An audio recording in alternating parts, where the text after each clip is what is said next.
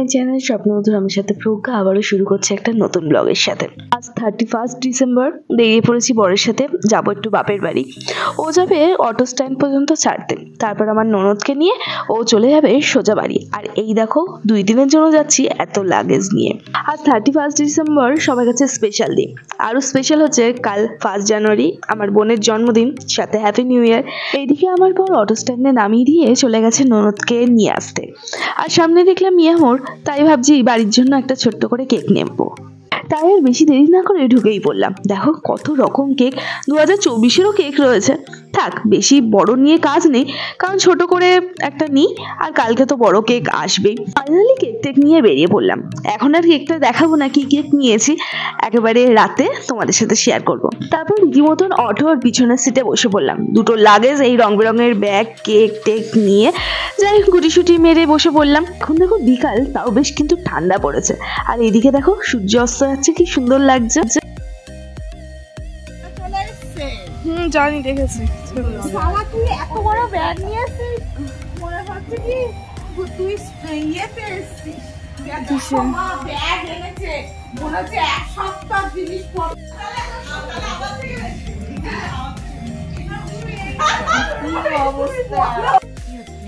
ইনারা চলে এসছে আগে। কি ঠান্ডা।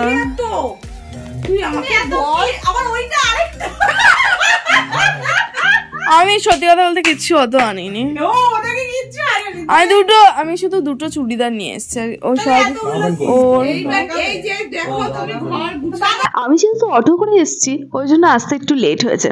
ওরা বাইকেই তাড়াতাড়ি চলে এসছে, আর এসেই দেখো ব্ল্যাঙ্কেটের তলায় ঢুকে পড়েছে। আর এইদিকে সব আড্ডা হচ্ছে। বাড়ি আসা মানেই তো আড্ডা, ভাই বোন সবাই রয়েছে। আর আসার সাথে সাথে মা দিয়েছে চাউমিন, যেটা ও খাচ্ছে, তারপর আমিও খাবো। আমারও সত্যি কথা বলতে খিদে পেয়েছে। আর বাপের বাড়ি আসলে কি হয় জানি না, সারাক্ষণ মনে হয় খেয়েই যাই। যাক, তাড়াতাড়ি করে খেয়ে নি, খেয়ে আবার যাবো বাজারে। সঙ্গে থাকো, দেখতে থাকো। A few minutes later. রীতিমতন আমি আর কাকা চলে এসেছি বাজারে। কালকে যেহেতু ছোটখাটো করে অনুষ্ঠান হবে, তার সবজি পাতি সব কিনতে। আর অল্প করে নেব মাংস, যেটা হবে সন্ধ্যাবেলার পকোড়া। মানে এখনই সন্ধ্যাবেলা চাউমিন খেয়ে এসেছি, আর একটু পরে হবে বাড়ি গিয়ে, তাই পকোড়া হবে। আমি ভেবেছিলাম যে একটু এই কাবাব টাইপের করব, কিন্তু মা বললো না, করা যাবে না, ওই পকোড়াই করব। আর ওই সব ঝামেলা করতে পারবো না, ঠান্ডার মধ্যে হাত জ্বলে যাবে। যে আচ্ছা ঠিক আছে, তোমরা যা করে খাওয়াবা সেটাই খাবো। তারপর রীতিমতন মাংস টাংস কিনে চলে গেলাম বাজির দোকানে। বাজির দোকানে গেলাম বলতে ভুল হবে, অনেক খুঁজে একটা দোকান পেয়েছি, পাবো কিনা আদেও জানি না। ওইদিকে দোকানদার দেখছে বাজি পাওয়া যায় কিনা, আর আমি এদিকে কেক নিয়ে কুকুরের সাথে খেলা করছি। দেখো যেদিকে কেকটা নিয়ে যাচ্ছি, কুকুরটা সেদিকেই তাকাচ্ছে।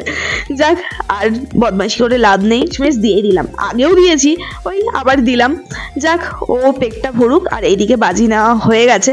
বাড়িতে এসেই দ্বিতীয় মতন বসে পড়লাম নতুন ঘরে। এখনো কমপ্লিট হয়নি, ওই ঘরে ক্যারাম বোর্ড নিয়ে খেলতে বসে পড়েছি। এই যে আমরা সবাই রয়েছি, আর এই ঘরেই রাত্রিবেলা নাচা গানা হবে, সেটাই প্ল্যান করছি। আর এইদিকে তো আমি ক্যারাম বোর্ড খেলতে পারি না, তাও বসে রয়েছি। আর নিচে দেখি মা পকোড়া করছে। পকোড়াটা রেসিপি কিন্তু আমি বলেছিলাম এরকম করে করবা, আমি ফেসবুকে দেখেছিলাম, একদম সোজা পদ্ধতি ছিল। আর এরকম শীতকালে গরমাগরম পকোড়া খেতে কার না ইচ্ছা হয় সত্যি। চলে এসছে পকোড়া, যেটা খাবে ইনি। আর ইনি কেমন হয়েছে পকোড়া? রেসিপিটা কে করেছে বলো তো? আমি বলেছি। মতো হয়েছে। তারপর আমার ভাগে ছিল চিকেন পকোড়া। উফ, যেটা খেতে দারুণ ছিল, যেটা আমি ফেসবুকে রেসিপিটা দেখেছিলাম, সত্যি অসাধারণ ছিল। তোমরাও কিন্তু এই রেসিপিটা বাড়িতে বানিয়ে নিতে পারো। শুধু মাংসের মধ্যে একটা ডিম, পরিমাণ মতো নুন, হলুদ, জিরে, শুকনো লঙ্কা, আর এক সাইডে ময়দার মধ্যে শুকনো লঙ্কার গুঁড়ো, গোলমরিচ গুঁড়ো দিয়ে একটু মাখিয়ে তেলে ছেড়ে দেবে, হয়ে যাবে। তারপর রীতিমতন আমি চলে গেছিলাম বাজি ফাটাতে। আচ্ছা, 31 ডিসেম্বর বলে কথা, বাজি ফাটাবো না সেটা কি আর হয়? বাইরে গেলে আমি মানে কানেই তো আমার তালা লেগে যাচ্ছে। একটু সামনে ফাটা যদি ভিডিওতে দেখা যায়। হয়ে গেছে ভালো।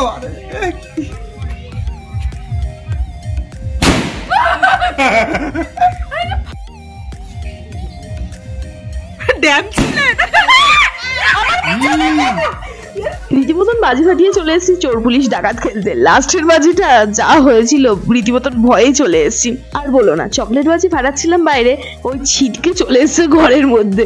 ওই করেই বাজি ফাটানো বন্ধ করে দিয়েছি। আবার রাত্রিবেলা যখন হবে তখন বাজি ফাটাবো। যাই খেলে টেলে তাড়াতাড়ি খেয়ে নিই। আজ রাতের মেনু ছিল ডিম আলু কষা, মাছ ভাজা, আর তার সাথে ছিল বাঁধাকপির তরকারি। খেতে খেতেই প্রায় 11টা বেজে গেছিল। তাই আমরা তাড়াতাড়ি করে লাইট টাইট সেট করে রীতিমতন পাগলের মতো নাচ করতে শুরু করে দিয়েছিলাম। এর চক্করে ভিডিও করা হয়নি, ননদের ফোন থেকে এইসব ভিডিও নেওয়া। তোমরা এটা অ্যাভয়েড করলেও করতে পারো। নাচা গানা সব হয়ে গেছে, হয়নি এখনো বাকি আছে। ভালো হবে। হ্যাঁ এখন বাজি ফাটানো হবে। কিছু বাজি এখন কটা বাজে?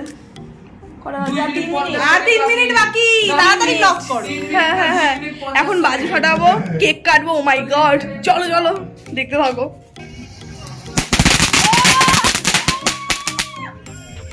কটা বাজে? কটা?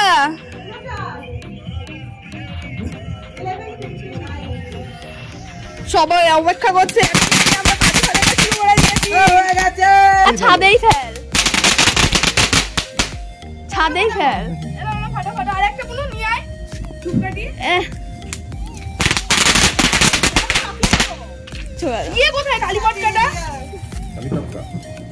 বাজি ফাটা ভাই বাড়ে।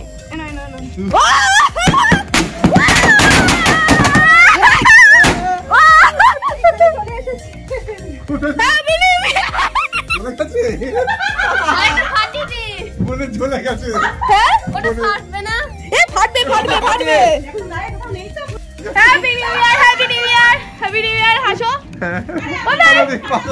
Happy New Year, আমরা তো তোমরাই ফাটাবো। হ্যাঁ ফাটা। Happy New Year, Happy New Year, Happy New Year, Happy New Year, Happy Birthday. এটা তো তুমি। Thank you.